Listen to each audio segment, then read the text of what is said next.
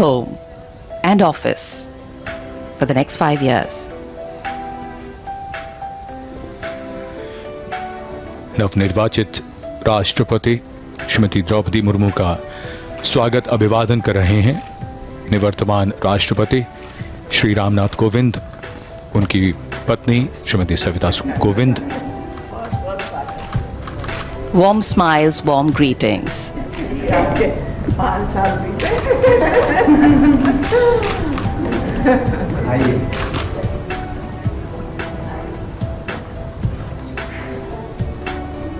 And as the hosts lead the President-elect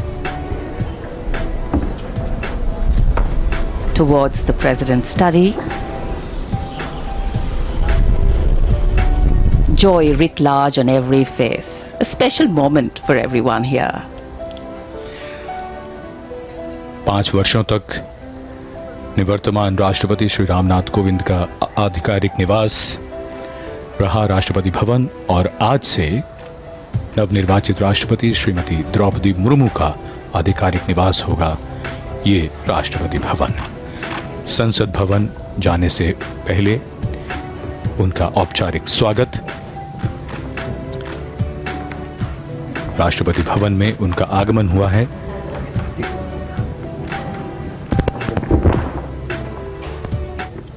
And as President Kovind will bid adieu to his office and makes way for Srimati Murmu, we witness another core component of democracy, that change is the only constant, and graceful transitions ensure seamless continuity.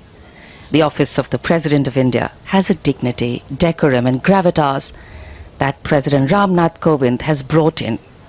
In addition to upholding these, his earthy wisdom has added a lot.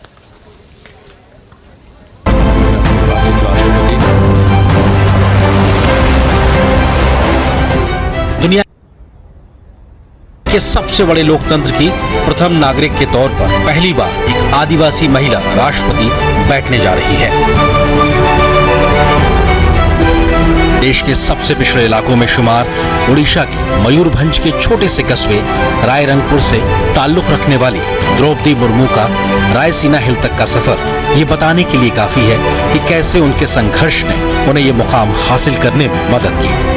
अभाव में गुजरा बचपन, युवा काल का संघर्ष, व्यक्तिगत जीवन के उतार चढ़ाव, सार्वजनिक जीवन की सादगी और बेदाग छवि, यही है वो व्यक्तित्व जो देश की पहली महिला आदिवासी राष्ट्रपति बनने जा रही है। द्रौपदी मुर्मू का जन्म भारत की आजादी के करीब 11 साल बाद 20 जून 1958 को मयूरभंज जिले के बैदापूसी गांव में हुआ। उनका परिवार संथाल आदिवासी समुदाय से ताल्लुक रखता है और उनके पिता अपनी पंचायत के मुखिया थे। द्रौपदी मुर्मू जब कार्यभार संभालेंगी तो वो इस सर्वोच्च संवैधानिक पद पर पहुंचने वाली ऐसी पहली राष्ट्रपति होंगी जो आजादी के बाद पैदा हुई है। जब द्रौपदी मुर्मू ने भारतीय लोकतंत्र के पहले नागरिक का चुनाव जीता तो देश भर में खुशी का माहौल देखने लायक था।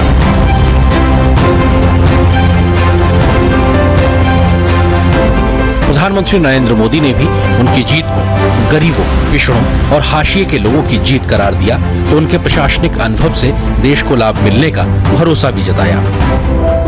रायसीना हिल तक पहुंचने से पहले द्रौपदी मुर्मू का एक लंबा संघर्ष रहा है और उन्होंने लोगों और समाज से जुड़कर लोगों के बीच एक अलग पहचान बनाई है।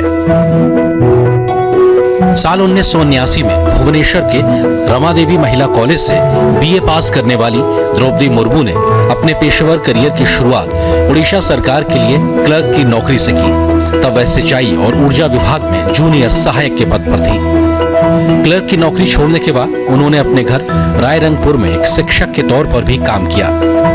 द्रौपदी मुर्मू ने रायरंगपुर में Shri Aurobindo integral education and research centre में शिक्षक के तौर पर करीब 3 साल तक पढ़ाया।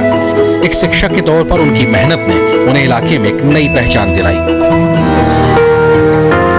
शिक्षक की जिम्मेदारी के बाद द्रौपदी मुर्मू के राजनीतिक सफर की शुरुआत वार्ड काउंसलर के तौर पर साल 1997 में शुरू हुई। वो रायरंगपुर नगर पंचायत के चुनाव में वार्ड पार्षद चुनी गई और नगर पंचायत की उपाध्यक्ष भी बनाई गई। उसके बाद वे राजनीति में लगातार आगे बढ़ती चली गईं और रायरंगपुर विधानसभा सीट से बीजेपी की टिकट पर 2 बार साल 2000 और साल 2004 में विधायक बनी। पहली बार विधायक बनने के बाद वो साल 2000 से 2004 तक नवीन पटनायक के मंत्रिमंडल में स्वतंत्र प्रभार राज्य मंत्री के तौर पर भी उन्होंने काम किया। उन्होंने बतौर मंत्री के तौर पर 2-2 साल तक वाणिज्य और परिवहन विभाग और मत्स्य पालन के अलावा पशु संसाधन विभाग संभाला। द्रौपदी मुर्मू को ओडिशा में सर्वश्रेष्ठ विधायकों को मिलने वाला नीलकंठ पुरस्कार से भी नवाजा गया। एक विधायक के तौर पर उनका आचरण और गंभीरता ने सभी को प्रभावित किया। जब द्रौपदी मुर्मू का राजनीतिक सफर आगे बढ़ने लगा तो उनकी व्यक्तिगत जिंदगी में बड़ा तूफान आया। एक एक कर अपने उन्होंने 2 बेटे खो दिए और उसके बाद अपने पति को भी खो दिया।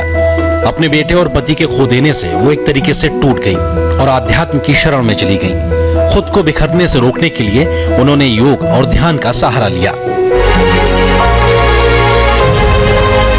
द्रौपदी मुर्मू को साल 2015 में झारखंड का राज्यपाल बनाया गया। मई 2015 में झारखंड की पहली महिला और आदिवासी राज्यपाल के तौर पर उन्होंने नई जिम्मेदारी संभाली।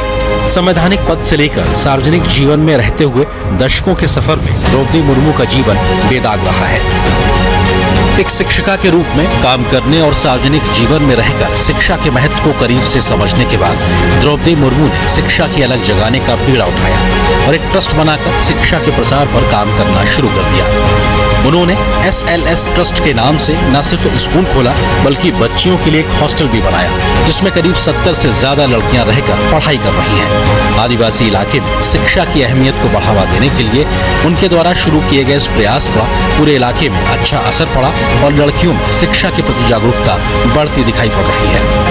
जब राष्ट्रपति के चुनाव की प्रक्रिया चल रही थी और द्रौपदी मुर्मू अपने पक्ष में समर्थन जुटाने में लगी हुई थी तो ओडिशा से लेकर झारखंड तक के आदिवासी बहुल्य इलाकों में उनकी जीत के लिए आदिवासी समाज के हजारों लोग उनके लिए प्रार्थना कर रहे थे, जिसकी तस्वीरें भी देश के कोने कोने से सामने आई।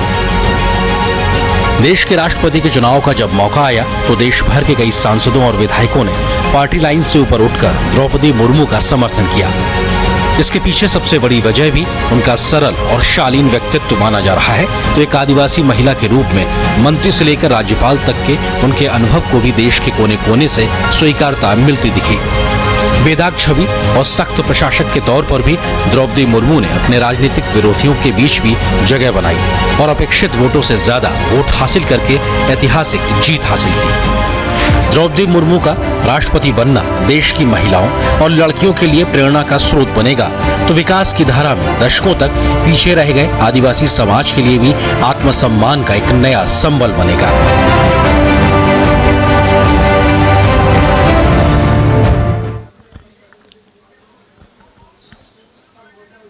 नवनिर्वाचित राष्ट्रपति श्रीमती द्रौपदी मुर्मू ये ना तो साधारण व्यक्ति हैं और ना ही इनके संघर्ष की गाथा साधारण है। मुश्किल से जूझने, अपना रास्ता बनाने, जन कल्याण के नित नए अवसर तलाशने और हार न मानने का जज्बा जब होता है तब व्यक्ति असाधारण बन जाता है। आज कुछ देर में नवनिर्वाचित राष्ट्रपति और निवर्तमान राष्ट्रपति यहां राष्ट्रपति भवन से प्रस्थान करेंगे और उसके बाद संसद भवन के केंद्रीय कक्ष में देश के मुख्य न्यायाधीश जस्टिस NV रमन्ना नवनिर्वाचित राष्ट्रपति को शपथ दिलवाएंगे। शपथ ग्रहण के बाद 21 तोपों की सलामी दी जाएगी और फिर नए राष्ट्रपति का संसद के केंद्रीय कक्ष में संबोधन होगा। ये प्रांगण भव्य शानदार प्रांगण जिसकी 31 सीढ़ियां और उसके बाद ये यहां पर सभी तैयारियां पूरी। राष्ट्रपति अंगरक्षक जिनका नेतृत्व संभाला है कर्नल अनूप तिवारी ने।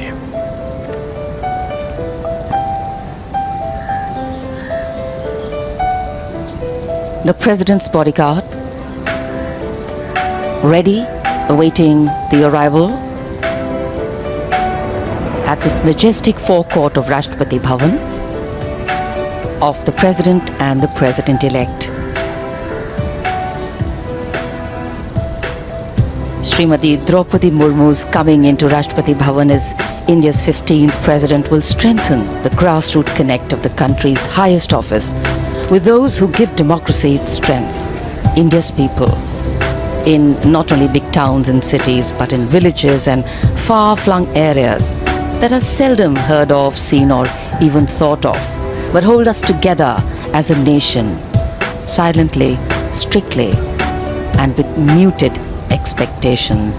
There are countless stories there of humble beginnings and humble ends, but all teaching us that value of endurance, tolerance, toil and pragmatism. And one such story today, one with humble beginnings as a village headman's daughter and granddaughter, moving on to head the largest democracy in the world as its constitutional head.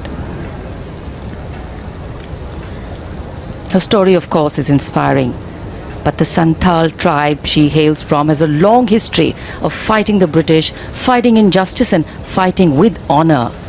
Patriotism runs in their blood and they epitomize the line, if you believe in something, then fight for it. Simple things make strong statements.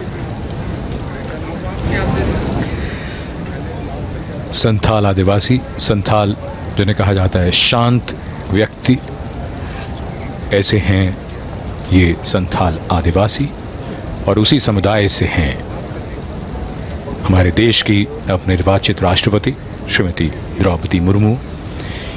ये विशाल और भव्य राष्ट्रपति भवन, उसके सामने रायसीना पहाड़ी से नीचे की ओर Vijay Chowk, north block, south block, वास्तुकला का एक शानदार नमूना। विजय चौक से भव्य राष्ट्रपति भवन, जिसके एक ओर नॉर्थ ब्लॉक और दूसरी तरफ साउथ ब्लॉक।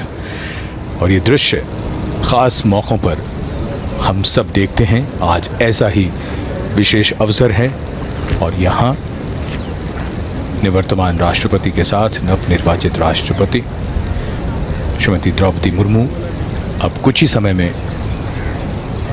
यहाँ से राष्ट्रपति भवन के प्रांगण की ओर अग्रसर हैं। वहाँ से वो प्रस्थान करेंगी माननीय राष्ट्रपति जी की साथ संसद के केंद्रीय कक्ष की ओर। Specially placed cameras giving you an inside view of the galleries of Rashtrapati Bhavan. Interesting to know that there are 2.5 kilometers of corridors in Rashtrapati Bhavan.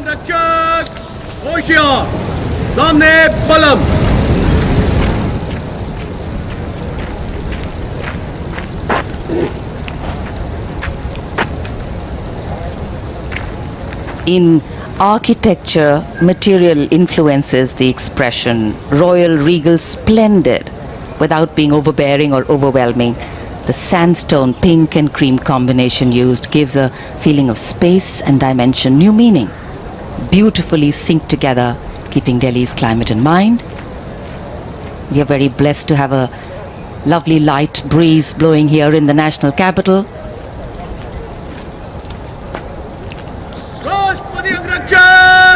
सलामी देगा जनरल सल्यूट मध्य ब्रेक।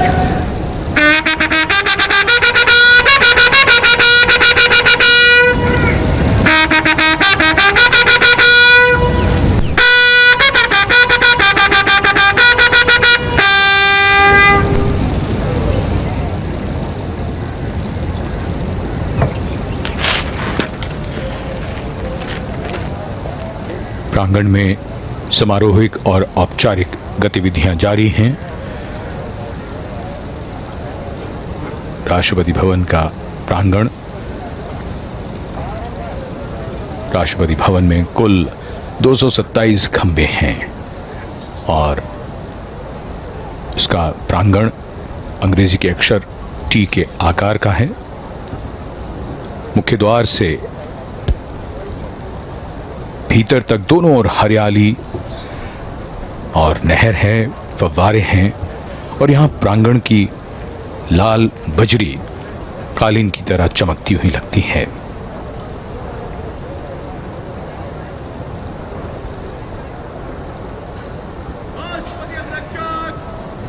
पल्लव बैठ विश्राम।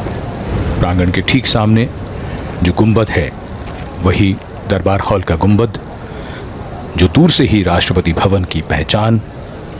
बलुआ पत्थर के बने खंभों के ऊपर चारों कोनों पर घंटियों को उकेरा गया है और भव्य और शानदार इमारत राष्ट्रपति भवन, देश के प्रथम नागरिक का आधिकारिक निवास। The work of democracy is hard, the progress of democracy is uneven, and the only path of democracy is through inclusion. Today we walk the talk of inclusion, diversity and possibilities. As Srimati Droupadi Murmu will take oath as India's 15th President. As the first tribal woman President of India, Srimati Murmu has not only made her family, her tribe or her well-wishers proud, she's ensured that every Indian's heart, irrespective of origin or background, beats to the tune of the uplifting rhythm of pride, applause and joy.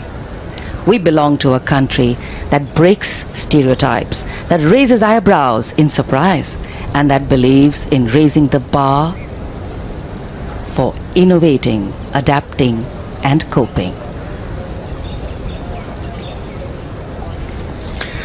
बहुत सी बातें जो लोगों को आश्चर्य में डाल सकती हैं, लोगों को अविश्वसनीय लगे, भारतीय लोकतंत्र ऐसा करता रहता है, और जिसमें ताज़ा उदाहरण हमारे देश की नवनिर्वाचित राष्ट्रपति का है, साधारण पृष्ठभूमि से आने वाली, और उसके बाद देश के सर्वोच्च संवैधानिक पद पर पहुंचकर उन्होंने करोड़ों करोड़ों मन को प्रेरित किया है, और भविष्य में ये संदेश भी दिया है उन्होंने कि संघर्षों से जूझना है, लड़ना है और आगे बढ़ना है। The President's bodyguard here, their commandant,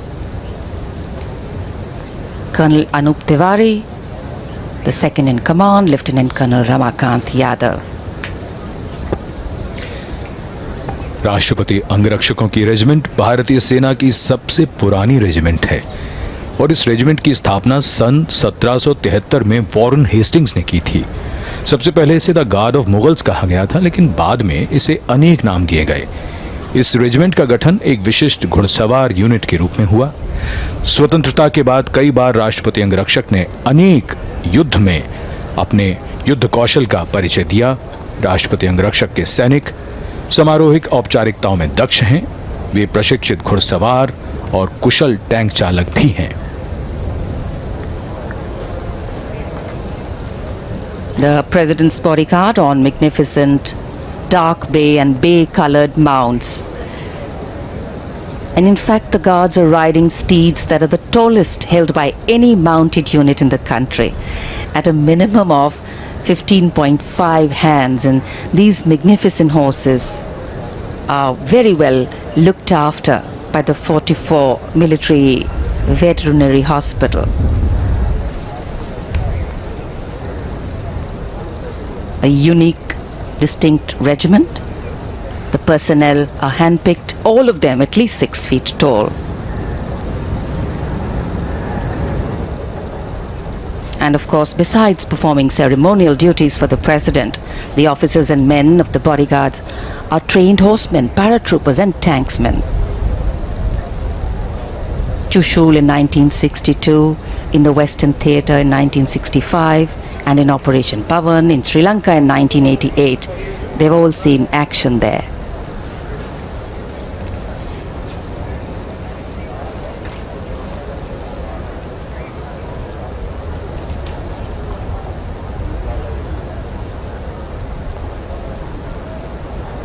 The flag fluttering high, indicating that the President is in Rashtrapati Bhavan in residence.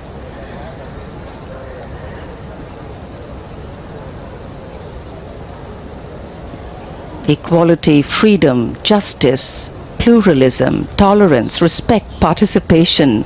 The list of values that a democracy stands for include that which has been stated by earlier generations and also those which evolve as time goes by. To keep up with the times, to yet bring in tradition so that the past and the future are connected by the present. That is a legacy we leave behind. नवनिर्वाचित राष्ट्रपति का जीवन महिलाओं और बालिकाओं के लिए बड़ी प्रेरणा है। ज्यादातर समाजों में हमने देखा है कि लिंग भेद होता है, बेटा बेटी में भेद किया जाता है और ऐसे में बालिकाओं के सामने, महिलाओं के सामने संघर्ष और भी ज्यादा कठिन हो जाता है। पिछले कुछ वर्षों में सरकार ने बालिका विकास के लिए कई कदम उठाए हैं, जिनमें बेटियों को बचाने के लिए बेटियों को बचाओ और इसी के साथ बेटी बचाओ बेटी पढ़ाओ, सुकन्या समृद्धि योजना, सीबीएसई की उड़ान योजना, लड़कियों के लिए मुफ्त या राज सहायता प्राप्त शिक्षा, कॉलेजों और विश्वविद्यालयों में महिलाओं के लिए आरक्षण, माध्यमिक शिक्षा के लिए लड़कियों को प्रेरित करने की राष्ट्रीय योजना। इसके साथ साथ जो सबसे महत्वपूर्ण बात आ जाती है वो ये कि जितने भी अवसर हैं उसमें कहीं कोई भेदभाव ना हो, समानता हो, लड़कों के बराबर उन्हें भी आगे बढ़ने के वो सभी अवसर प्राप्त हों और ये सुनिश्चित हो घर से। वो समाज जब भेद नहीं करता, जब बेटा और बेटी समान हैं, तब वो समाज पूरी तरह से विकसित होता है, विकास करता है। ये ऐसी कहानियां हैं जो प्रेरणादायी हैं और जिनकी मिसालें आने वाली पीढ़ियां भी देंगी।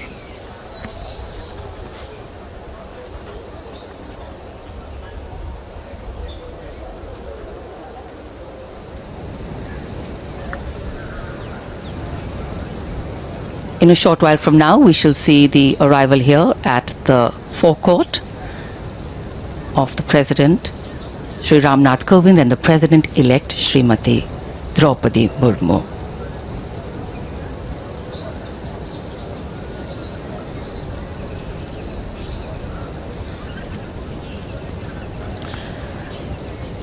As the constitutional head of the country, the President is de facto also the first citizen of India, playing a significant role of the head of state of India.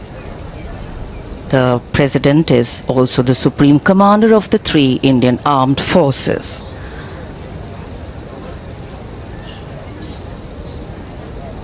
It is laid down in our constitution that the President has the responsibility and the authority to accord with, to defend and protect the Constitution and its rule of law.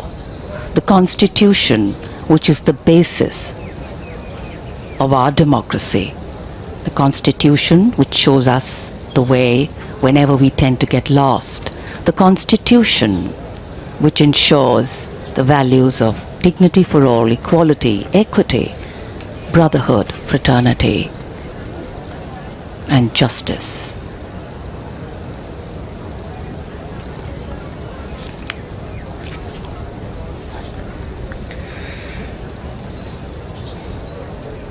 राष्ट्रपति अंगरक्षक मुस्तैद राष्ट्रपति भवन के प्रांगण में दरबार hall के सामने ये प्रांगण की मुख्य सीढ़ियां और अब से कुछ देर में नवनिर्वाचित राष्ट्रपति और निवर्तमान राष्ट्रपति दोनों यहां पधारेंगे।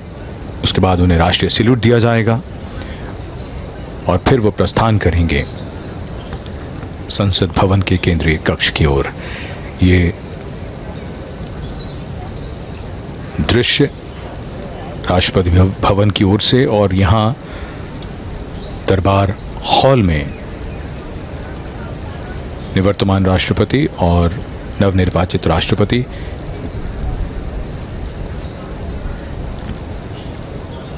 information and informal procession. The President of India, Shri Ramnath Kovind, and the President-elect of India, Srimati Droupadi Murmu, going past and through the Darbar Hall. Under the shadow of Lord Buddha, 5th century BC Gupta period style.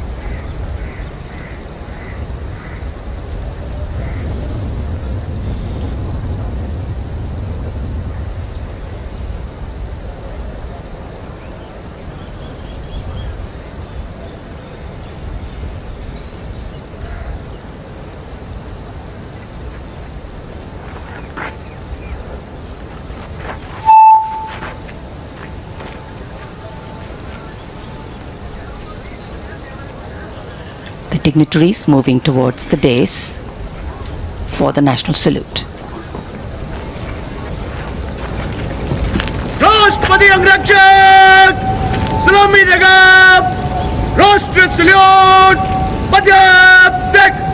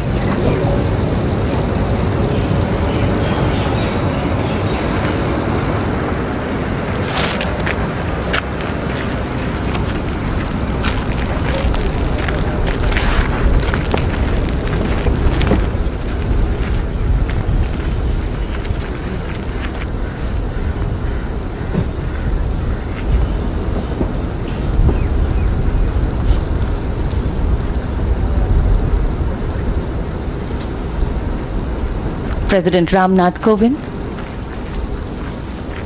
sitting in his vehicle, and accompanying him the President-elect Srimati Droupadi Murmu as they make their way towards Parliament House. Section Kadam Kadam.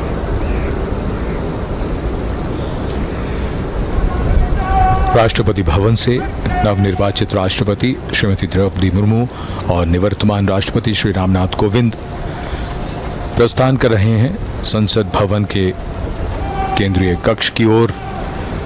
उनके साथ राष्ट्रपति अंगरक्षक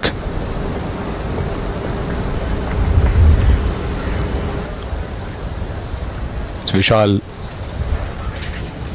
भव्य राष्ट्रपति भवन के प्रांगण से ये काफिला अब धीरे धीरे राष्ट्रपति भवन के मुख्य द्वार की ओर बढ़ता हुआ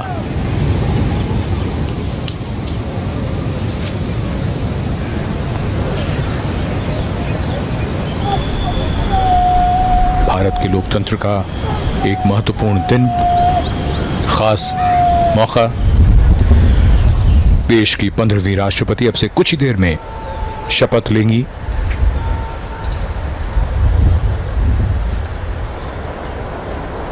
रायसीना पहाड़ी पर बना विशाल और भव्य राष्ट्रपति भवन, जिसकी नींव सन 1911 में रखी गई थी और इसी के जयपुर कॉलम के नजदीक से गुजर रहा है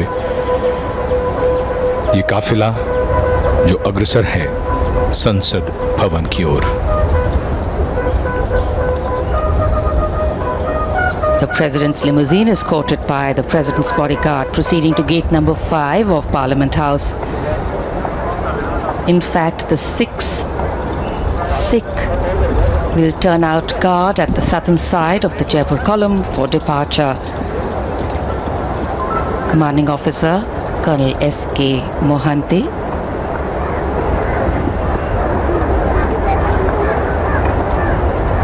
personnel from the 3 services, and we showed you shots of this earlier, have lined up the path with arms on the route and will present arms as the dignitaries pass by.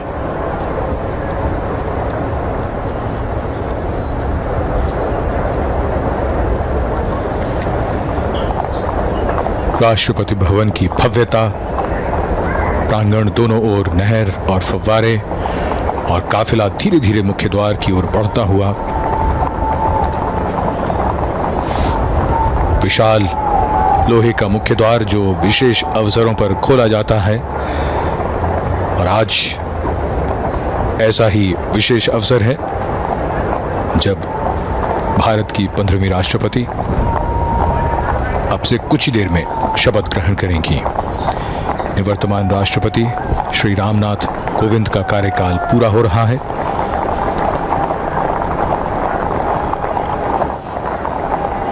और ये काफिला धीरे धीरे रायसीना पहाड़ी से अब विजय चौक की ओर बढ़ता हुआ, वहां से बाईं ओर संसद भवन है जो गंतव्य है इस काफिले का।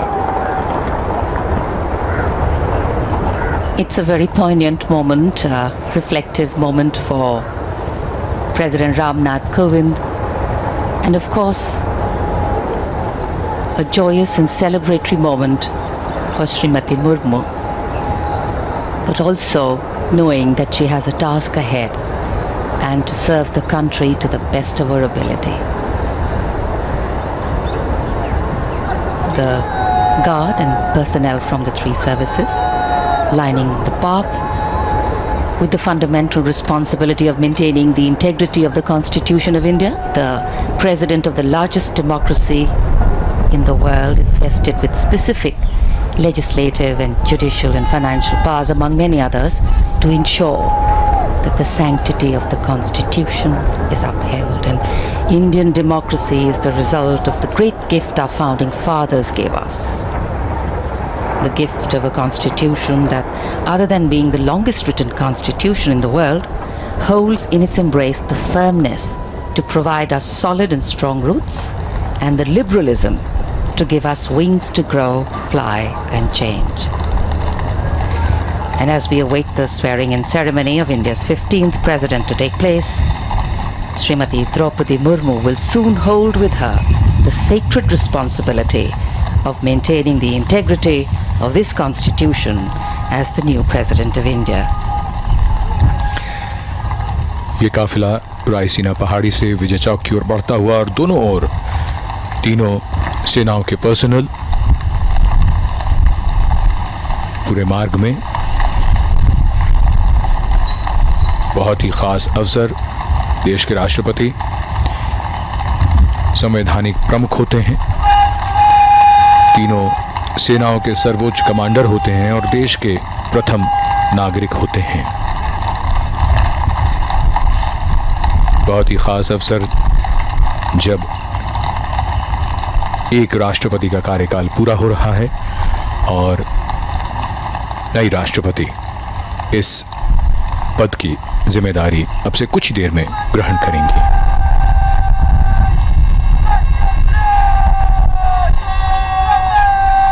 There invariably is, as a form of mainstream dialogue, a recurring reference to the values a democratic nation rests on, and moving these values from paper to people is the true test of democratic governance.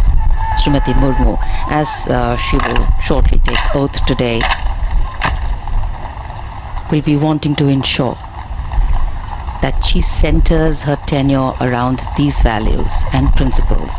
The values and principles that she has always held dear, in sync with the form of governance she sits atop as its constitutional head. Principles of action that sustain society and democracy to be stable and successful at both the political and social levels. And it is because the scope of these often are justified and vehemently defended values is so far-reaching that they are debated and discussed at the public level. The President's limousine on its way to gate number 5.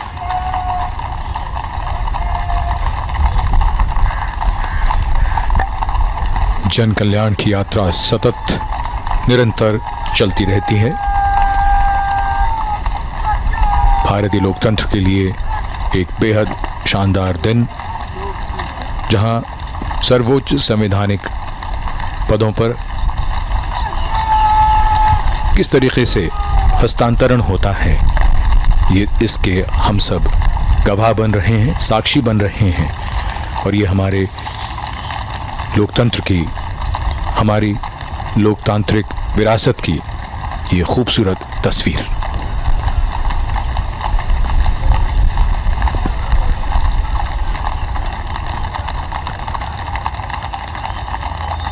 संसद भवन के निकट पहुंचता हुआ ये काफिला कुछ ही देर में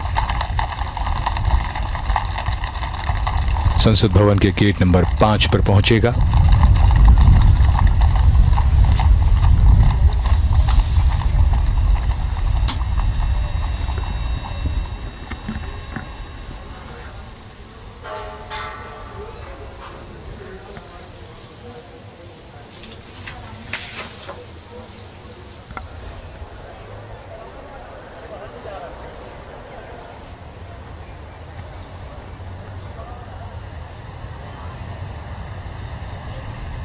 The carcade making its entry to Parliament House.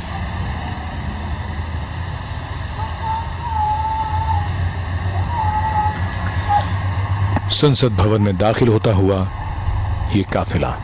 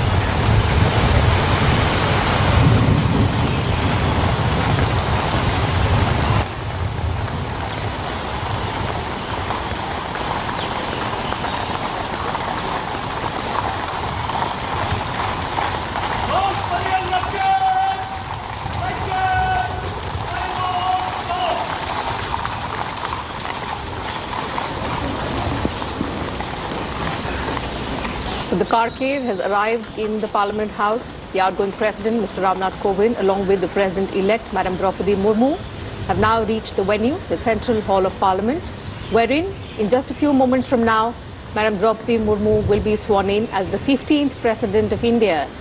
Only the second woman President of the country, the first tribal President, also the youngest President India has ever had. The President-elect being welcomed by Rajya Sabha Chairman M. Venkaiah Naidu. Along with him is Chief Justice of India, Mr. N.V. Ramanna, Lok Sabha Speaker Om Birla as well. Both the outgoing President and the President-elect being accorded the welcome outside the Central Hall of Parliament.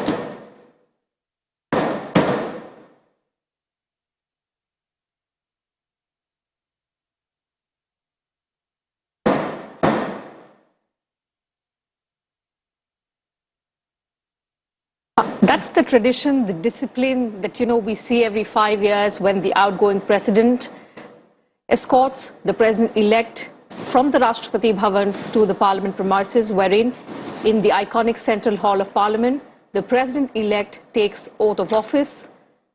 Madam Droupadi Murmu will, in a short while from now, take oath as the 15th President of India in the presence of Rajya Sabha Chairman M. Venkaiah Naidu, Lok Sabha Speaker Om Birla, Prime Minister Narendra Modi, members of the Union Cabinet, also the Chief Ministers of various states, state governors as well, and a host of other dignitaries in attendance inside the Central Hall of Parliament. Chief Justice of India, Mr. N.V. Ramanna, will administer the oath of office to Madam Droupadi Murmu, who will, in a short while from now, take oath as the 15th President of India from the iconic Central Hall of Parliament.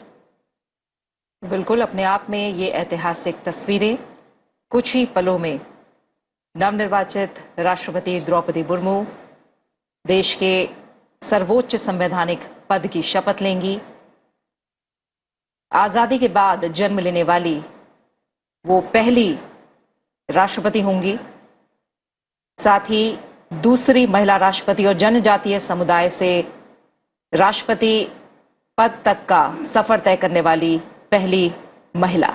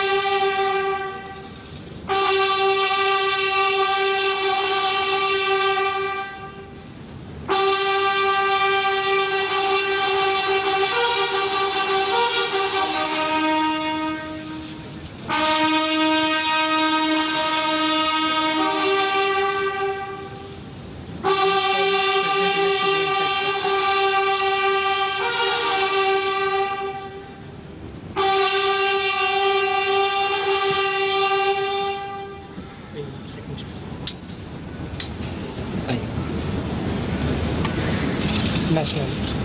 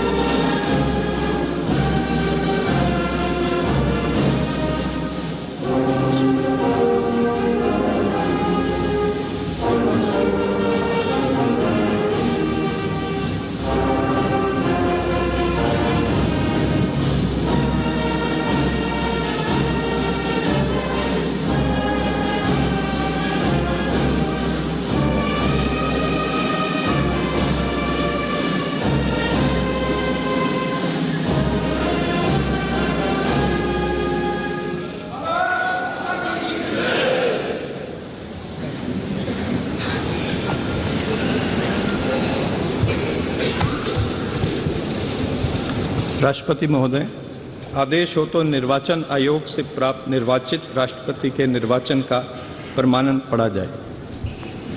यतः भारत के संविधान के अनुच्छेद 324 द्वारा भारत के राष्ट्रपति के पद के निर्वाचन का अधीक्षण, निर्देशन और नियंत्रण भारत निर्वाचन आयोग में निहित है और यतः श्री रामनाथ कोविंद की पदावधि का अवसान वर्ष 2022 के जुलाई मास के 24वें दिन तदनुसार शक संवत के वर्ष 1944 के श्रावण मास के दूसरे दिन होने के लिए नियत है और यतः भारत के राष्ट्रपति के पद को भरने के लिए संविधान तथा राष्ट्रपतीय और उपराष्ट्रपतीय निर्वाचन अधिनियम 1952 के उपबंधों और तदधीन बनाए गए नियमों और आदेशों के अनुसार निर्वाचन करा लिया गया है तथा परिणाम घोषित कर दिया गया है। अब इसलिए भारत निर्वाचन आयोग एतद द्वारा प्रमाणित करता है कि श्रीमती द्रौपदी मुर्मू वर्ष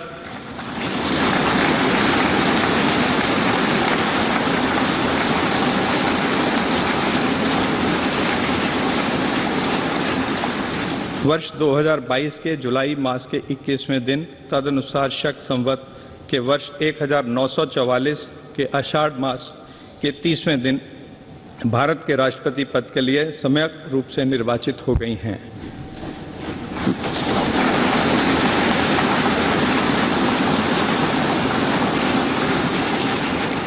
भारत गणराज्य के 73वें वर्ष में हमारे हस्ताक्षर और भारत निर्वाचन आयोग की मोहर से वर्ष 2022 के जुलाई मास के इस 21वें दिन तदनुसार शक संवत के वर्ष 1944 के आषाढ़ मास के 30वें दिन प्रदत्त किया गया।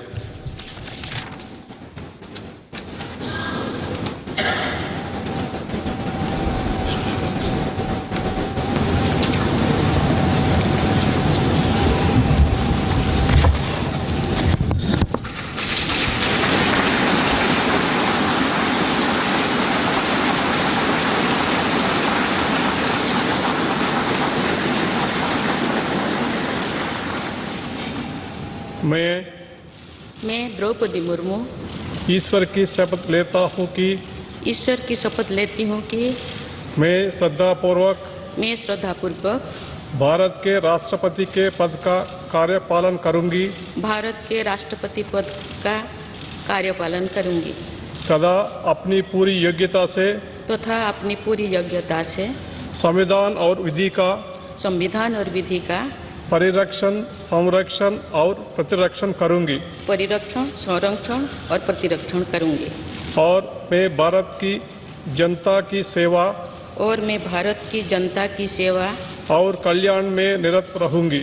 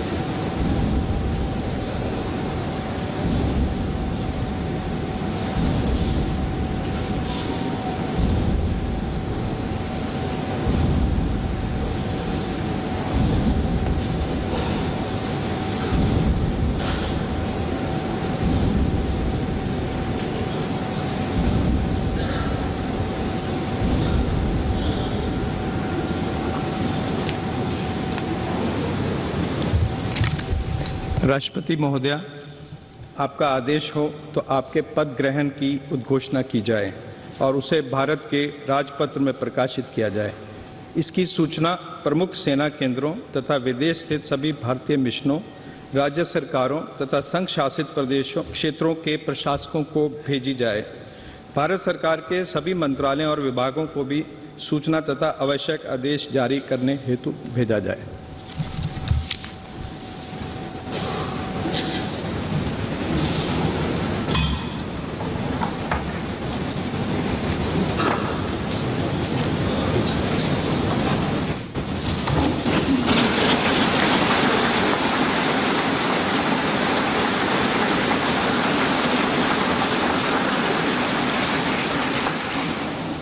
आदरणीय श्री रामनाथ कोविंद जी, उपराष्ट्रपति श्री एम वेंकैया नायडू जी, प्रधानमंत्री श्री नरेंद्र मोदी जी, लोकसभा के स्पीकर श्री ओम बिरला जी, चीफ जस्टिस एन.वी. रमन्ना जी, सम्मानित सांसदगण, अन्य महानुभावों, देवियों और स्वजनों तथा मेरे प्यारे देशवासियों, सभी को जोहार।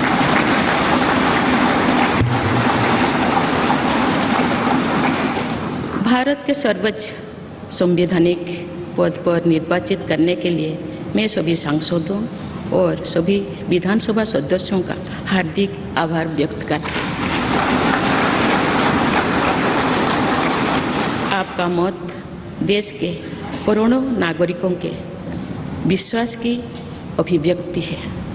मैं भारत के समस्त नागरिकों की आशा, आकांक्षा और अधिकारों की प्रतीक इस पवित्र संसद से सभी देशवासियों का पूरी विनम्रता से अभिनंदन करती हूँ।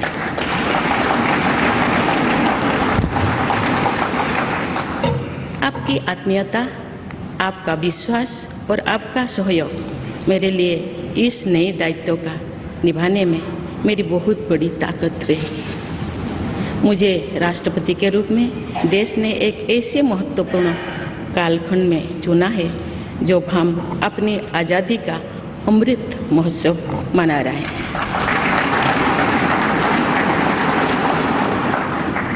आज से कुछ दिन बाद ही देश अपनी स्वाधीनता के 75 वर्ष पूरी करेगा। ये भी एक संयोग है कि जब देश अपनी आज़ादी के 50वें वर्ष का पर्व मना रहा था, तभी मेरे राजनीतिक जीवन की शुरुआत हुई थी। और आज आज़ादी के 75वें वर्ष में मुझे ये नया दायित्व मिला है।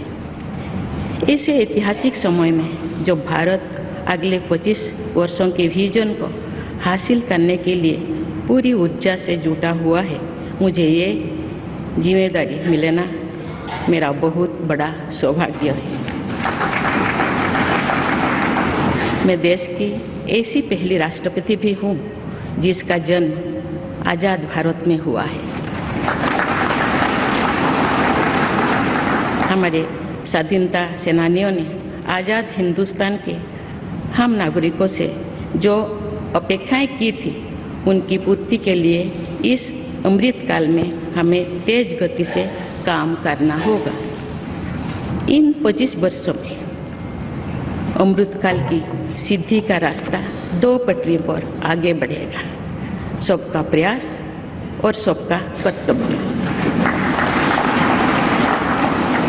भारत के उज्जवल भविष्य के नई विकास यात्रा हमें सबके प्रयास से करनी है, कर्तव्य पथ पर चलते हुए करनी ही है। कल यानी 26 जुलाई को कारगिल विजय दिवस भी है।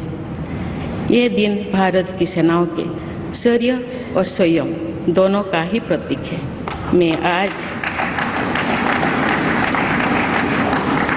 मैं आज देश की सेनाओं को तथा देश के समस्त नागरिकों को कारगिल विजय दिवस की अग्रिम शुभकामनाएं देती हूँ। देवियों और स्वजनों, मैंने अपनी जीवन यात्रा पूर्वी भारत में ओडिशा के एक छोटे से आदिवासी गांव से शुरू की थी।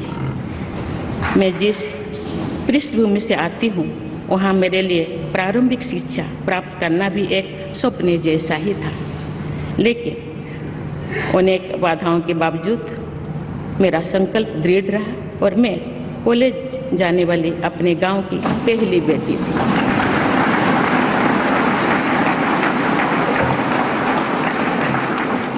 मैं जनजातीय समाज से हूँ और वार्ड काउंसिलर से लेकर भारत की राष्ट्रपति बनने तक का अवसर मुझे मिला है। ये लोकतंत्र की जननी भारतवर्ष की महानता है। ये हमारे लोकतंत्र की ही शक्ति है कि उसमें एक गरीब घर के पैदा होने बेटी, दूर सुदूर आदिवासी क्षेत्र में पैदा हुई बेटी भारत के सर्वोच्च संवैधानिक पद तक पहुंच सकती है। राष्ट्रपति के पद पहुंचना मेरी व्यक्तिगत उपलब्धि नहीं है, ये भारत की प्रत्येक गरीब की उपलब्धि है। मेरा निर्वाचन इस बात का सबूत है कि भारत में गरीब सपने भी देख सकता है और उन्हें पूरा भी कर सकता है।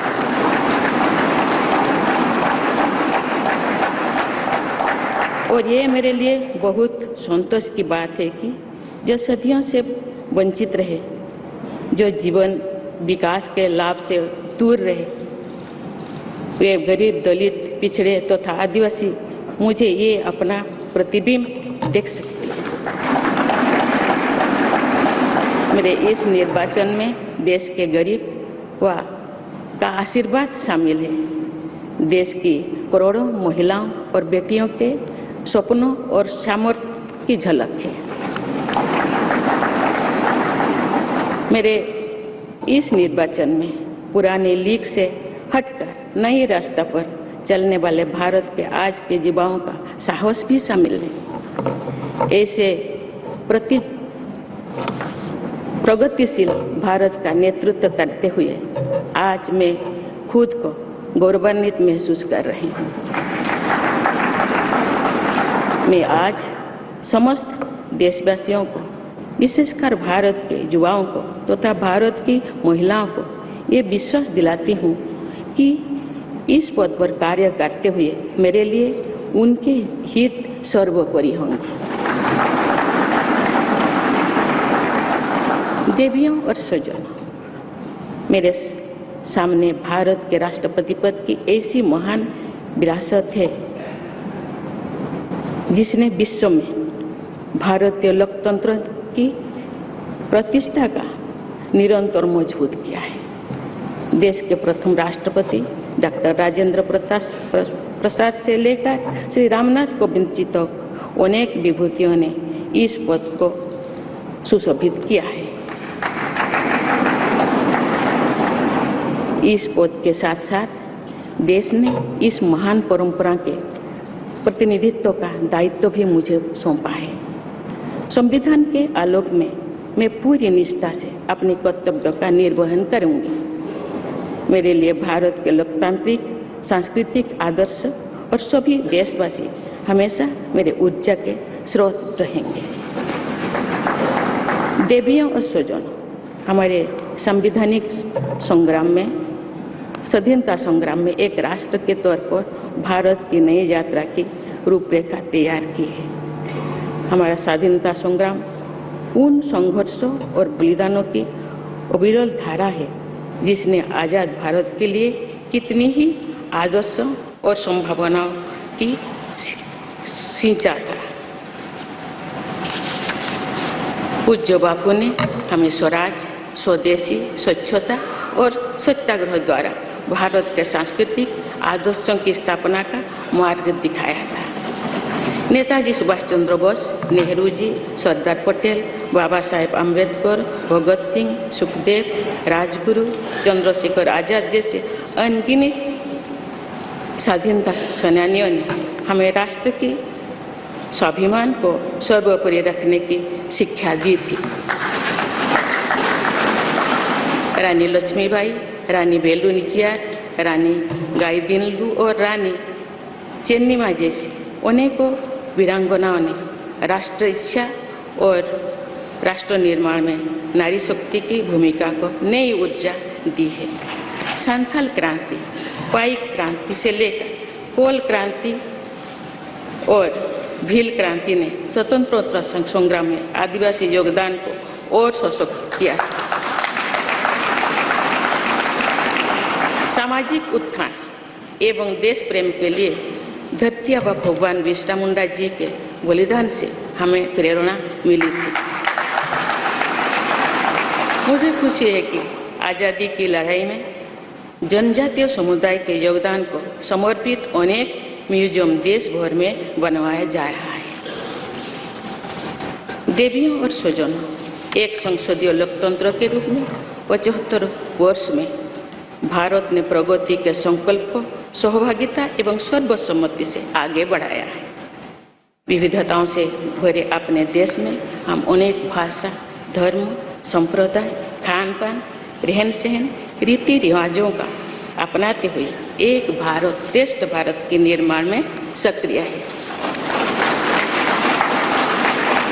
आज़ादी के 75वें वर्ष के अवसर पर आया है अमृतकाल। भारत के लिए नए संकल्पों का कालखंड है। आज मैं इस नए युग के स्वागत में अपने देश को नई सोच के साथ तत्पर और तैयार देख रही हूँ। भारत आज हर क्षेत्र में विकास का नया अध्याय जोड़ रहा है। कोरोना महामारी के वैश्विक संकट का सामना करने में भारत ने जिस तरह का सामर्थ्य दिखाया है, उसने पूरे विश्व में भारत की साख बढ़ाया है।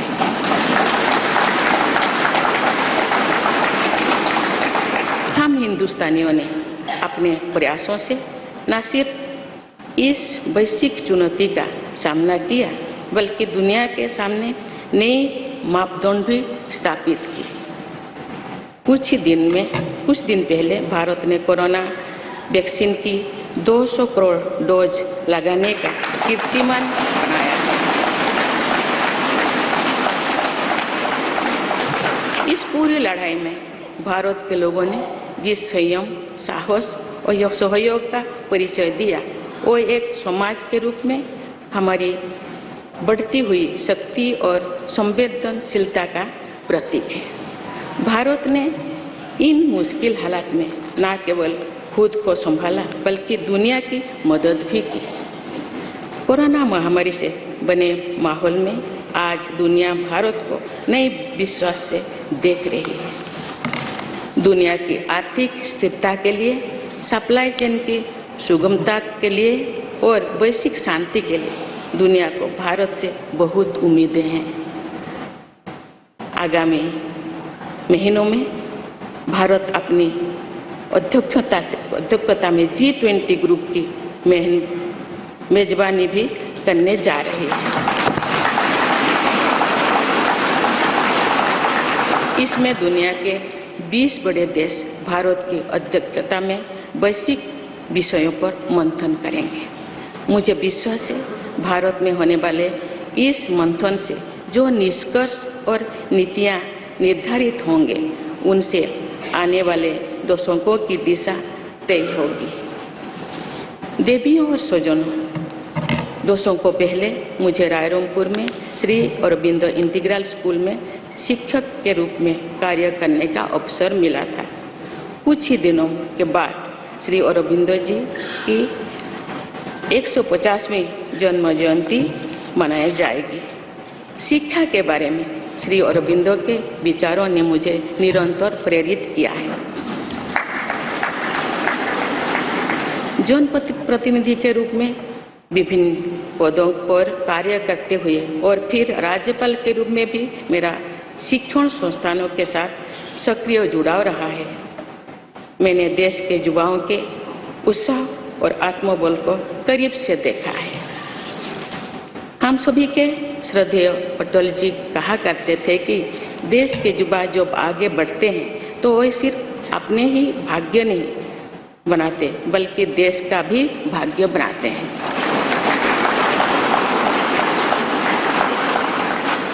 आज हम इसे सोच होते देख रहे हैं। वोकल फॉर लोकल से लेकर डिजिटल इंडिया तक हर क्षेत्र में आगे बढ़ रहा आज का भारत विश्व के साथ कदम से कदम मिलाकर औद्योगिक क्रांति 4.0 के लिए पूरी तरह भारत तैयार है। रिकॉर्ड संख्या में बन रहे स्टार्टअप्स में नए नए इनोवेशंस में दूर सुदूर क्षेत्रों में डिजिटल टेक्नोलॉजी की स्वीकार्यता में भारत के युवाओं की बड़ी भूमिका है। बीती वर्षों में भारत ने जिस तरह महिला सशक्तिकरण के लिए निर्णय लिए हैं, नीतियाँ बनाई गई है, इससे भी देश में एक नई शक्ति का संचार हुआ है। मैं चाहती हूँ कि हमारी सभी बहनें व बेटियाँ अधिक से अधिक सशक्त हो तथा वे देश के हर क्षेत्र में अपना योगदान बढ़ाती रहें।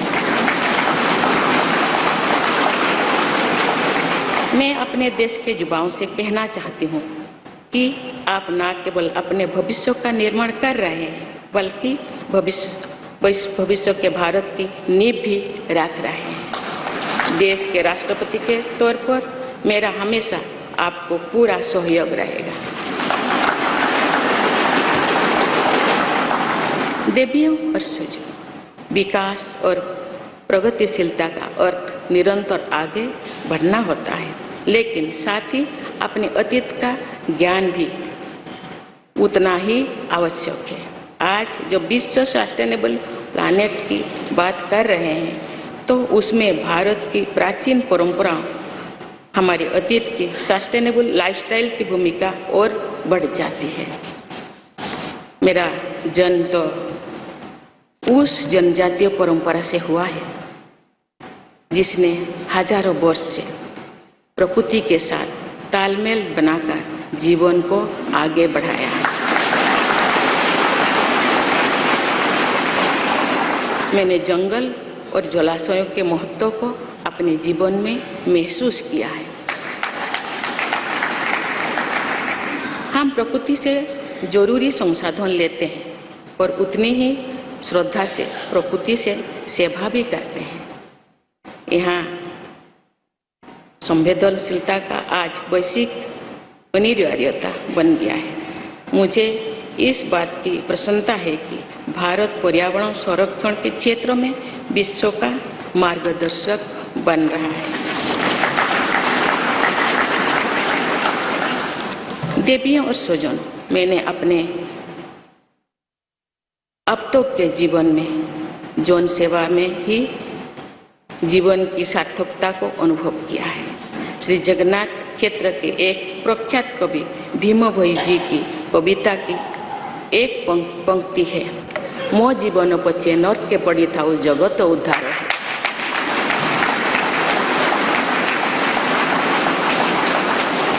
अर्थात अपने जीवन के हित और हित से बड़ा जगत कल्याण के लिए कार्य करना होता है। जगत कल्याण की इसी भावना के साथ मैं आप सब के विश्वास पर खरा उतरने के लिए पूरी निष्ठा व लगन से काम करने के लिए सदैव तत्पर रहूँगी। आइए हम सभी एकजुट होकर समर्पित भाव से कर्तव्य पथ पर आगे बढ़े तथा वैभवशाली व आत्मनिर्भर भारत का निर्माण करें। धन्यवाद। जय हिंद, जय Bharat.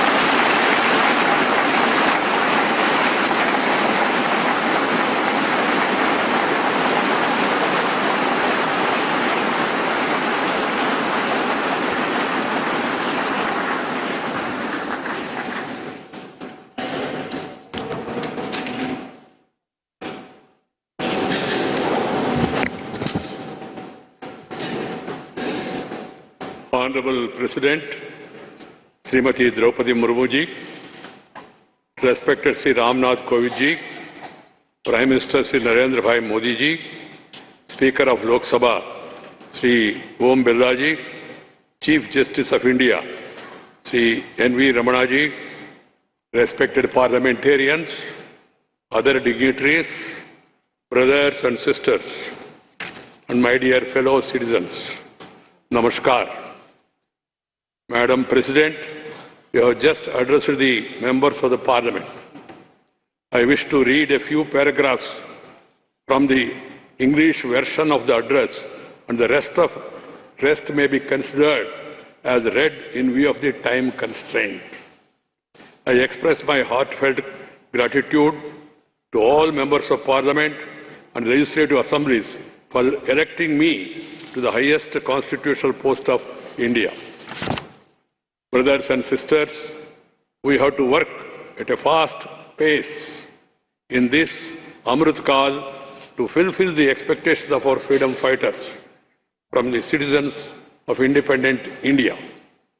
In these 25 years, the path to attain the goals of Amrit Kal will proceed on two tracks, Sabka Prayas or Sabka Kartavya, everyone's efforts and everyone's duty. The new development journey towards the bright future of India has to be undertaken by our collective efforts following the path of duty. We will be observing Kargil Vijay Divas tomorrow, July 26th. This day is a symbol of both the bravery and the restraint of the Indian armed forces. Today, I extend my best wishes in advance to the armed forces of the country and to all the citizens of India. Brothers and sisters, growth and progress mean continuously marching ahead. But equally important is awareness about one's past. Today, when the world is talking about sustainable planet, the role of India's ancient traditions and sustainable lifestyle becomes more important. I was born in the tribal tradition which has lived in harmony with the nature for thousands of years. I have realized the importance of forests and water bodies in my life. We take necessary resources from nature and serve nature with equal reverence. This sensitivity has become a global imperative today. I am happy that India is guiding the world in the field of environmental protection. Brothers and sisters, in my life so far, I have realized the meaning of life only through public service. There is a line from the poem of Bhim Bhoi Ji, a famous poet of Sri Jagannath Kshetra. Mo jibana bacche, narke paditao, jagata uddar hev. That is, working for the welfare of the world is far greater than one's own interest. With the spirit of welfare of the world, it always be ready to work. All of us, with full devotion and dedication, to live up to the trust you all have reposed in me. Let us all unite and move forward on the path of duty with a dedicated spirit to build a glorious and self-reliant India. Thank you. Jai Hind.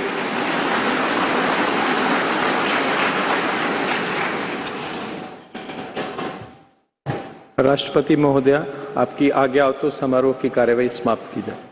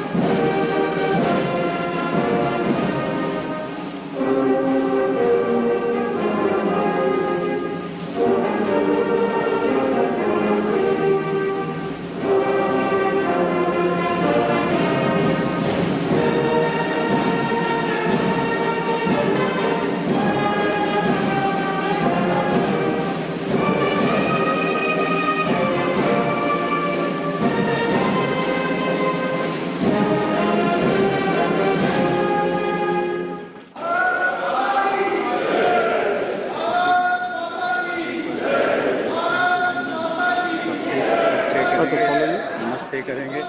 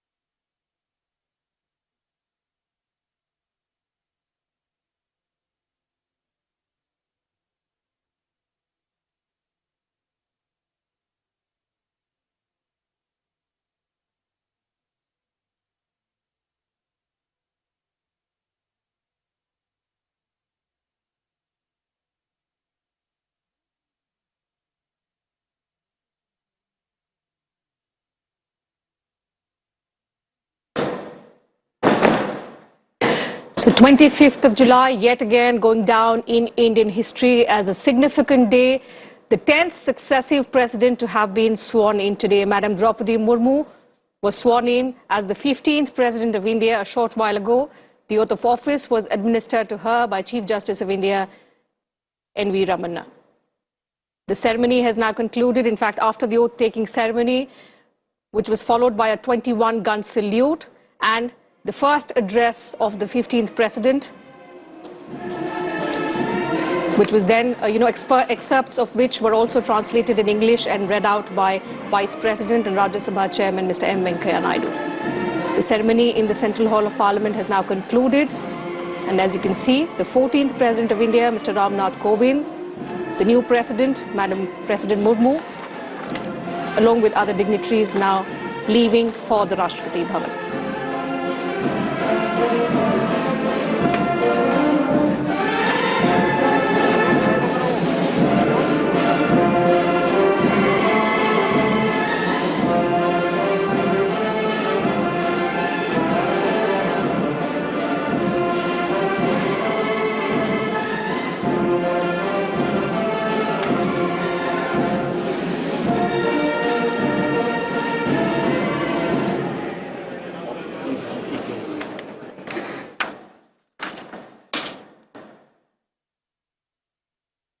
तो तमाम इतिहास जो आज इस शपथ ग्रहण समारोह के साथ हमने बनते देखे, आज़ादी के बाद जन्म लेने वाली पहली राष्ट्रपति देश को मिली है। साथ ही हम देख रहे हैं कि अब राष्ट्रपति द्रौपदी मुर्मू राष्ट्रपति भवन की ओर रवाना होंगी और राष्ट्रपति भवन के फोरकोर्ट में हैंडिंग ओवर सेरेमनी होगी और इसके बाद राष्ट्रपति भवन से रामनाथ कोविंद विदा होंगे।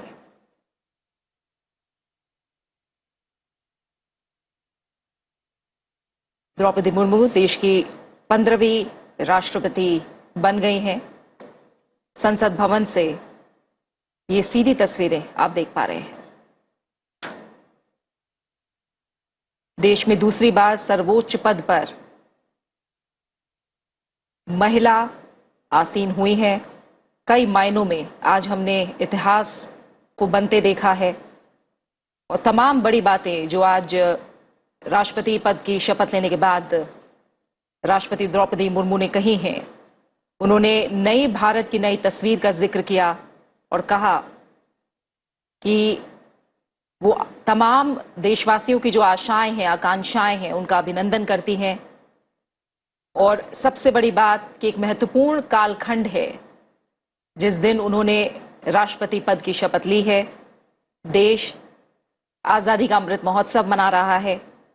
उन्होंने इस बात का भी जिक्र किया कि एक और महत्वपूर्ण पड़ाव, जब देश ने आज़ादी के 50 साल पूरे किए, उस वक्त उन्होंने अपने राजनीतिक सफर की शुरुआत की। और आज जब देश अमृत महोत्सव मना रहा है, उस वक्त उन्होंने राष्ट्रपति पद की शपथ ली है।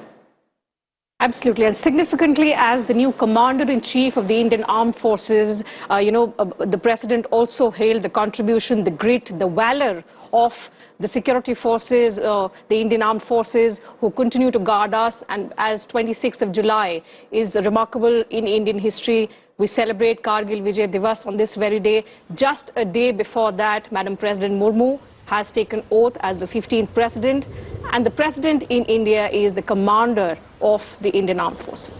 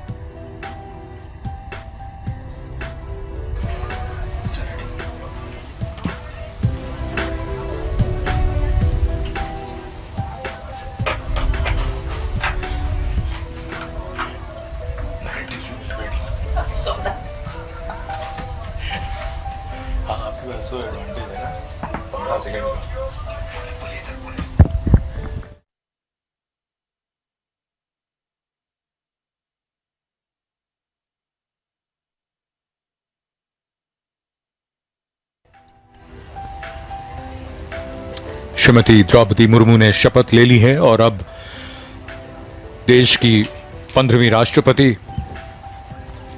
शपथ ग्रहण के बाद संसद के केंद्रीय कक्ष से उनका प्रस्थान उनके आधिकारिक निवास राष्ट्रपति भवन की ओर, उनका काफिला संसद भवन से प्रस्थान करता हुआ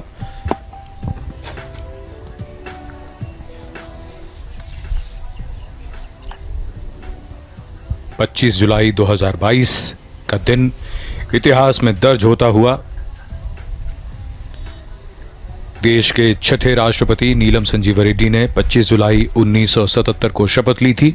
उसके बाद हर राष्ट्रपति ने अपना कार्यकाल पूरा किया है और 25 जुलाई को ही शपथ ली है।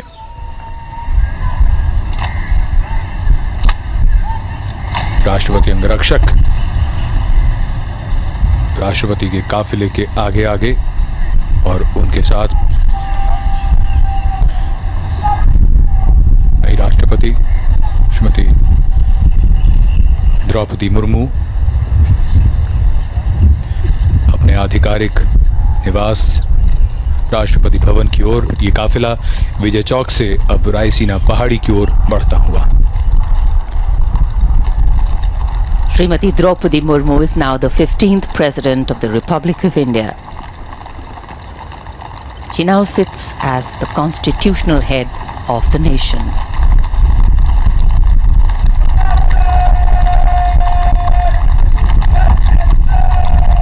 As the President's bodyguard,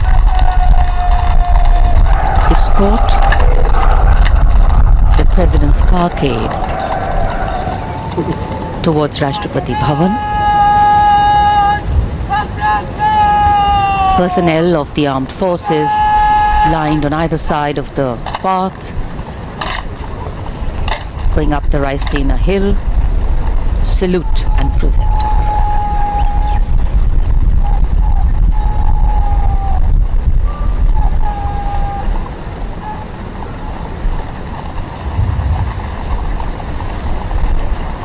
It's a special day for the nation, not only because of Srimati Murmu's selection and election as President, a great message for democracy in itself, but also witnessing the graceful, smooth transition of power. The exchanging of positions as seated in the vehicle, the exchanging of positions as seated in the study, all indicative of how power transitions.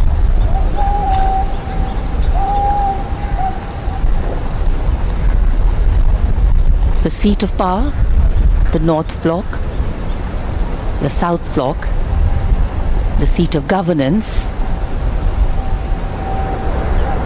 the Parliament House, all standing silent witness to this special moment.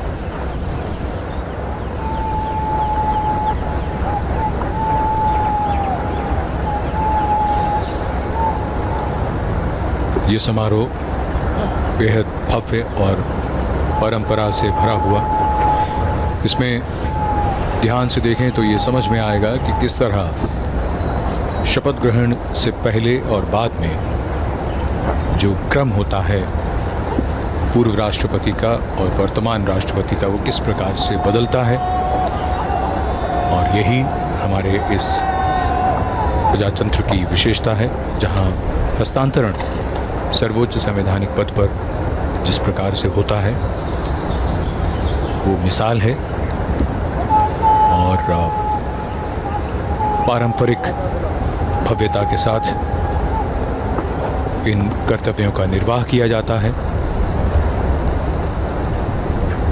एक नया अध्याय भारत के प्रजातांत्रिक इतिहास में जुड़ता हुआ भारत की 15वीं राष्ट्रपति श्रीमती द्रौपदी मुर्मू और उनके साथ अब पूर्व राष्ट्रपति श्री रामनाथ कोविंद राष्ट्रपति भवन की ओर अग्रसर हैं। विजय चौक से रायसीना पहाड़ी की ओर दोनों ओर तीनों सेवाओं के पर्सनल तैनात उन्हें सम्मान देते हुए और सजीले घुड़सवार अंगरक्षक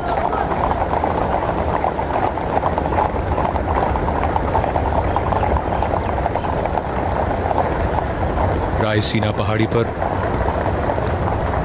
मुख्य द्वार जो भव्यता का प्रतीक इस भव्य और आलीशान इमारत राष्ट्रपति भवन का, यहां से काफिला अब इसके मुख्य प्रांगण की ओर। We can see the imposing dome, the Jaipur column, and the pathway leading up to the forecourt of Rashtrapati Bhavan. With high positions comes a higher sense of responsibility. Power has as its companion, a constant companion, responsibility. The working on the advice of the elected government, the President of India, is the protector of the Constitution. Srimati Murmu, as our new President, will hold in her heart and her hands a responsibility to ensure that the last mile, the last person is connected, interconnected, and belongs to a nation called India, a nation that is progressing. The last person has an equal share in the growth, prosperity, and progress of the nation to actually make democracy truly meaningful. बिल्कुल, अपने कार्यकाल के दौरान ऐसे कई क्षण होते हैं, कई अवसर होते हैं जब राष्ट्रपति की भूमिका बड़ी महत्वपूर्ण हो जाती है और राष्ट्रपति श्रीमती द्रौपदी मुर्मू, जिन्हें सामाजिक जीवन का, जिनका अपना खुद का जीवन सादा और ज़मीन से उनका जुड़ाव, वो समझती हैं एक साधारण व्यक्ति के दर्द को भी, उसके संघर्ष को भी, उसकी आकांक्षाओं को भी, भविष्य के उनके निर्णयों के लिए उनका यह अनुभव बहुत ही सार्थक और बहुत ही प्रासंगिक होगा। देश के सर्वोच्च संवैधानिक पद पर देश के प्रत्येक व्यक्ति के हित के लिए निर्णय लेते हुए उनका अपना निजी अनुभव, जो उनका जीवन है, वो अनुकरणीय है।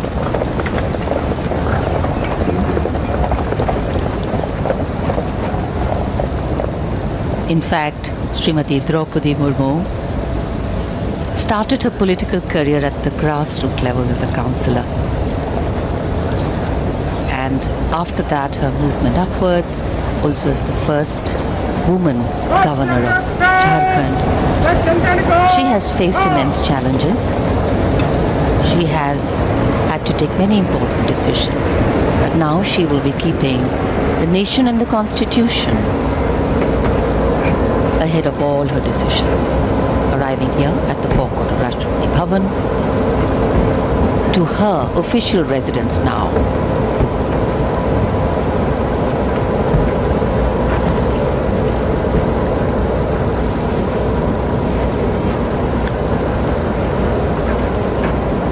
पूर्व राष्ट्रपति श्री रामनाथ कोविंद का आगमन राष्ट्रपति भवन के प्रांगण में।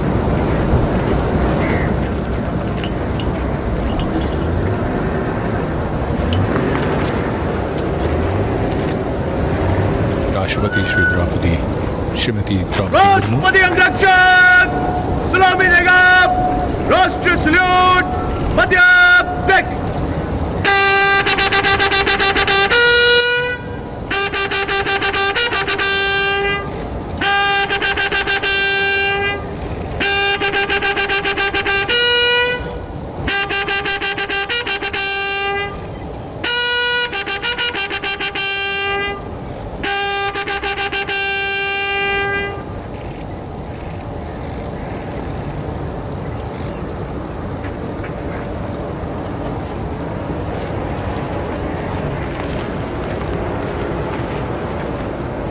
PBG Commandant Colonel Anup Tawari giving the command.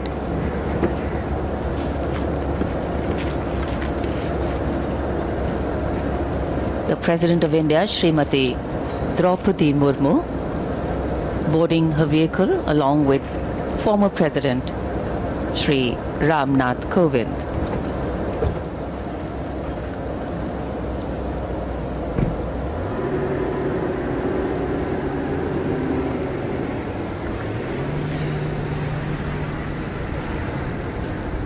ये काफिला नॉर्थ कोर्ट की ओर बढ़ता हुआ, जहां से अब राष्ट्रपति और पूर्व राष्ट्रपति कमेटी रूम की तरफ जाएंगे।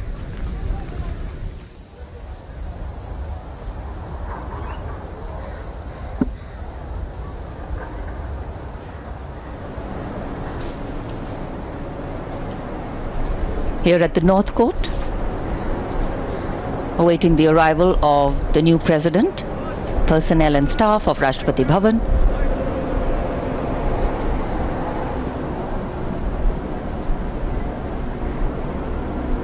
Greeting their new president.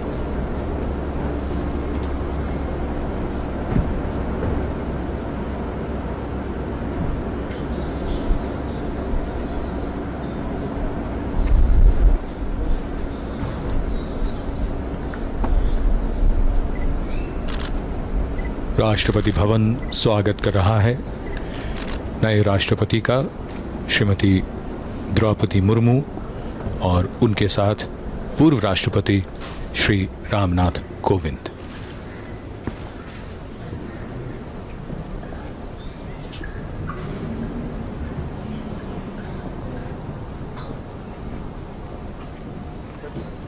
The President moves towards the committee room and also her new office and her new residence. Rashtrapati Bhavan के इस भव्य गलियारे पर पूर्व राष्ट्रपतियों के चित्र, कावेरी जो कमेटी रूम है उस ओर प्रस्थान। This magnificent building, sandstone, pink and cream, the Rashtrapati Bhavan has a fabulous history of its own.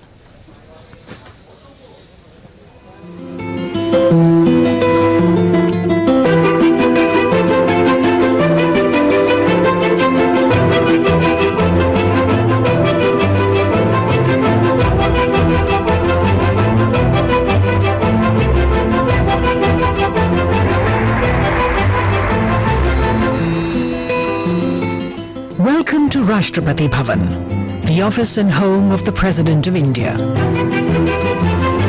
Completed in 1929, Rashtrapati Bhavan, designed by Edwin Lutyens and Herbert Baker, is one of the most magnificent presidential palaces ever built. The erstwhile symbol of colonial power and imperial domination is today representative of Indian democracy, of its inclusiveness, plurality and secularism. This is not just the residence of the constitutional head of the world's largest democracy, but also in terms of area, the largest residence of a head of state anywhere in the world.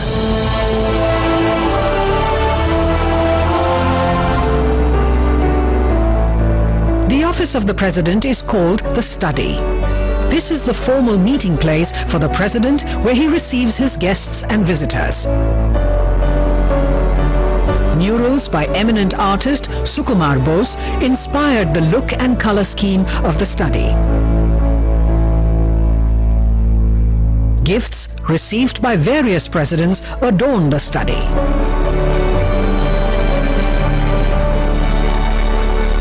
The Study opens into the morning room.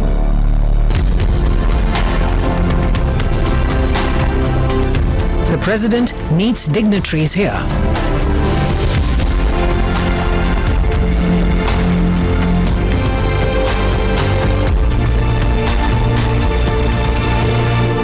Each room in the Rashtrapati Bhavan stands witness to history. To restore these to their former glory, the restoration team had to rearrange available resources in view of the heritage nature of the rooms. Work was undertaken in each room to revive its distinct character, just like the way they were originally meant to be. Fascinating works of art by reputed Indian and European artists were restored to add character to the walls.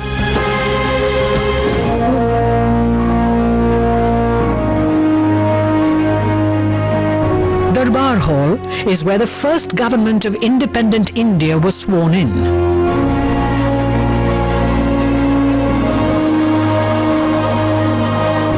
Lutyens designed new viceregal thrones for the Darbar Hall to replace those from Government House in Calcutta.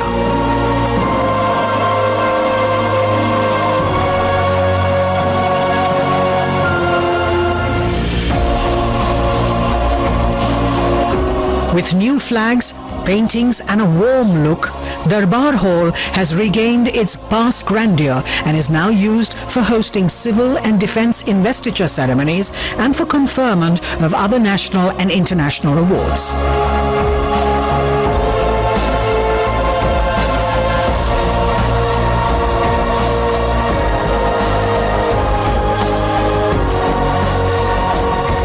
Next to Darbar Hall is the library. It is also described as the daughter of Darbar Hall.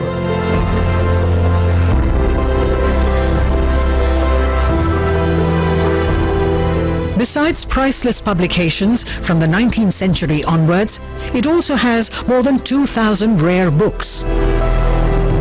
They are now being digitized and preserved for posterity.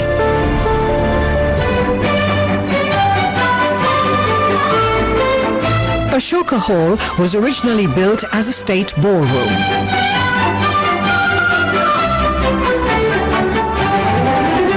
It is now the venue for accepting credentials of foreign envoys and other formal functions.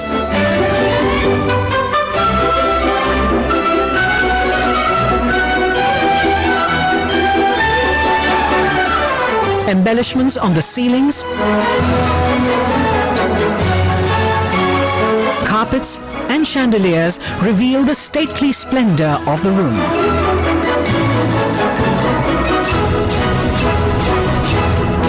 The New Age President's Estate is gearing up to present itself as a prime tourist attraction with 3 distinct tourist circuits: the main building, gardens, and museums. Almost 60% of the President's Estate, that is more than 190 acres, is green, comprising dense foliage and rare flora and fauna.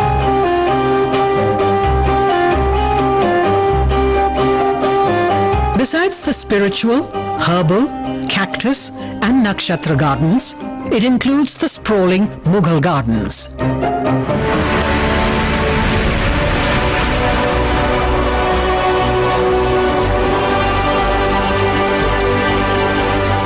Rashtrapati Bhavan, declared a Grade 1 heritage structure in 2009, is an iconic living heritage.